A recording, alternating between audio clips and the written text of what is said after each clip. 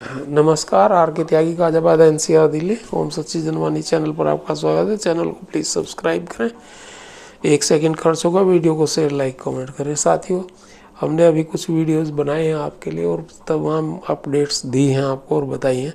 और ख़ास तौर से जो सिंगला जी के केस में एडवोकेट सेवाराम जी ने डिटेल्स दी हैं वो देखने लायक है। उन्होंने पूरा नट सेल में आपको डिटेल्स और किस किस तरह से पेंशन अपडेशन क्यों होना चाहिए वो दे दिया। दूसरे जो केसेस हमारे पेंशन अपडेशन के चल रहे हैं उनमें भी वो काम आएगा। और अगर किसी को कुछ बताना है वो उन्हें बता सकता है। उन्होंने अपना व्हाट्सएप नंबर भी उसमें दे दिया। वो सब हमने आपको भेज दिए थे पहले ही। तो एक तो ये हो गया और एक ये हो गया कि जो कोर्ट केसेस चल रहे हैं वो डिले हो रहे हैं ज़रूर। डेट्स उनमें लगेंगी। सिंगला वाले में तो अभी देखो इस हफ्ते या अगले हफ्ते डेट आ जाएगी, या तो 4 तारीख या नेक्स्ट वीक में आ जाएगी। और वो काफ़ी फेवरेबल उसमें होने के चांस हैं। और बाकी स्पेशल अलाउंस का जो केस है, ग्रेजुएटरी कैलकुलेशन के जो केस हैं वो सुप्रीम कोर्ट में गए हुए हैं। 20-22 RRB के केस है। और नैनीताल हाई कोर्ट वाला जो डिसीजन उसके ऊपर कैनरा बैंक ने जो अपील की है वो भी उसमें उसी में है। और भी कुछ केसेस हैं उसके साथ में।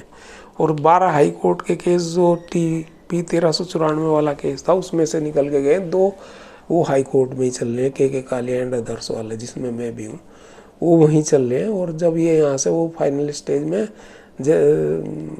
आर्गूमेंट स्टेज में जैसे उसमें से कुछ डिसीजन आएगा तो उसे शिफ्ट करेंगे सुप्रीम कोर्ट में।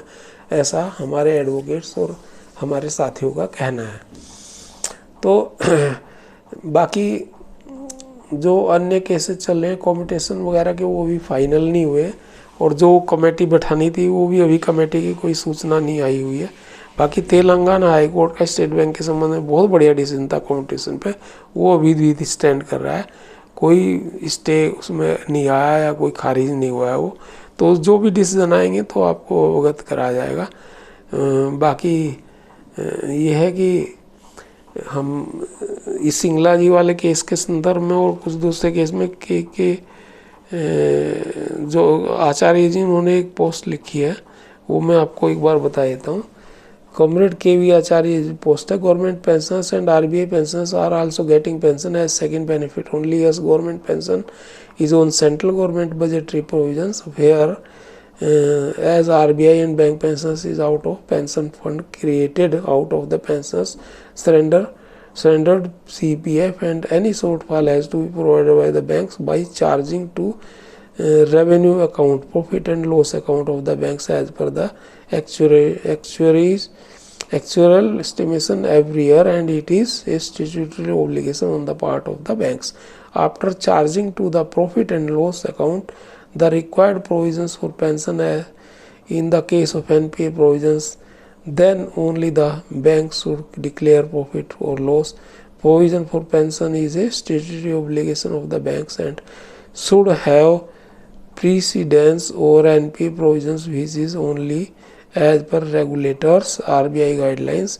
There is a thorough misconception that pension is created out of profits of the banks. Further, Regulation 56 clearly directs that any doubt in regard to implementation of pension scheme in banks, reference should be made to the central government employees pension rules. Updation formulas are the same as applied to the government pensions and RBI pensions, and so for bank pensions also. Bank pension scheme and RBI pension scheme and government pension scheme are defined benefit pension scheme known as old pension scheme for those who are recruited till April 2010 in government sector 2004. Unlike the defined contribution scheme known as new pension scheme though for those who are recruited after April 2010. However, I wish all of us should very careful in giving our individual observation in the matter, as the petition appeal is in a very advanced and crucial stage. Let us restrain and refrain, wait with little more patience for justice through the judicial system. We as a rise have taken the right and proper initiative with warm welcome and greetings. आचार्य। तो ये है इनकी appeal. और इन्होंने कहा एक मेरी अपनी भी थी। ये मैं जो लोग बार बार लिख रहे थे, कह रहे थे कि ये हो गया कोर्ट में कुछ नहीं हुआ वगैरह, उसके ऊपर मैंने लोगों को सजेस्ट करा था 23 मार्च में। Retirees desk Ghaziabad respected friends, despite all the delays and failures in getting justice in courts, organizational front and communications to all higher authorities, we not to lose heart, not to demoralize ourselves, we all unitedly march on amending our way and style of our working in courts to our arguments, working style, unity,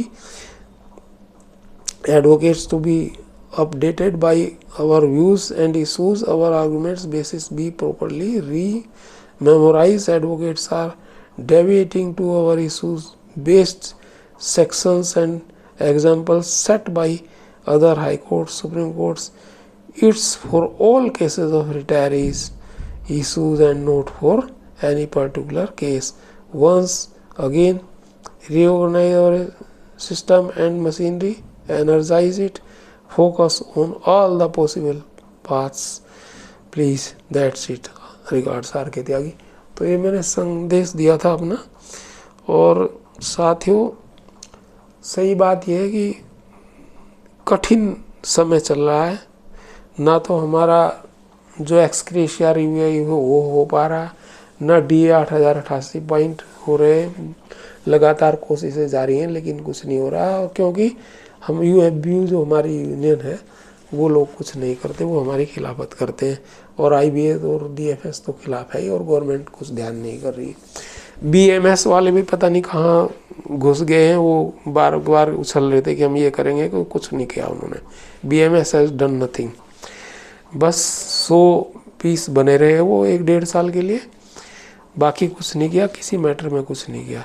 और दूसरा, अब इसके अलावा जो हमारा special allowance का मुद्दा है वो भी बिल्कुल पेंडिंग पड़ा हुआ है। ग्रेजुएटरी कैलकुलेशन का भी हालांकि सुप्रीम कोर्ट में है वो दोनों, और हाई कोर्ट में भी है, सुप्रीम कोर्ट में भी है, और पेंशन अपडेशन हाई कोर्ट और सुप्रीम कोर्ट दोनों जगह चल रहे हैं। इसके अलावा कॉम्पिटिशन का केस भी इसी तरह से है, वो उसमें देखो क्या प्रगति होती है। लेकिन यह है कि आदमी जब सबसे बुरे दौर में होता है उसी में से संभावनाएं निकल के आ जाती हैं, ऐसा हमने देखा है कालांतर में। तो ये चीज़ें, इसलिए निराश होने से कोई फ़ायदा नहीं है, काम और बिजी और काम करने से फ़ायदा है। मोबिलाइज़ करें स्टाफ को, साथियों को मोबिलाइज़ करें। यूनियंस अपने तरीके से जो हो रहा है वो कर रही होंगी, एक्टिविस्ट जो हो रहा है वो कर रहे होंगे, कोर्ट केसेस जो लड़ रहे हैं हम लोग भी और दूसरे लोग भी वो कर रहे हैं। और बाकी सभी साथियों का ये फ़ायदा है कि वो जो भी सपोर्ट दे सकें उन्हें सपोर्ट दें एक्टिविस्ट लोगों को। इसके अलावा एडवोकेट्स भी अपनी जगह कुछ ना कुछ कर ही रहे होंगे और कर ही रहे हैं। पिछले 20 तारीख में मैं 11 मार्च में था हमारा केस, और मैं 12 बजे से लेकर के और करीबन 5 बजे तक दिल्ली हाई कोर्ट में रहा और इंतज़ार करते रहे कि भाई हमारा भी नंबर आ जाए। केस में सुनवाई में कोई नंबर नहीं आया। उन्होंने 3 लिस्ट चला रखी थी। पहली लिस्ट में से उन्होंने 12-14 के करीब वो केस देखे, फिर हमारी लिस्ट में से 5-6 केस लिए, फिर एक कंटेम्प्ट पिटीशन वाली सी 2-3 उसमें से लिए। उसके बाद मैं आ गया था 5 बजे के बाद, क्योंकि उन्होंने मना कर दिया था वो पिछली लिस्ट में से नहीं लिया जाएगा, और डेट आगे की लगा दी थी 20 अगस्त, यानी कि 5 महीने लेट आगे। तो ये परिस्थितियाँ, इन परिस्थितियों में ही हमें जीना है। हमारा इंश्योरेंस भी नहीं हो पाता तरीके से, फ्री इंश्योरेंस की हमारी डिमांड नहीं हो पाई। तो साथियों लगे रहो, कुछ ना कुछ होगा ही। धन्यवाद साथियों। भारत माता की जय, वंदे मातरम।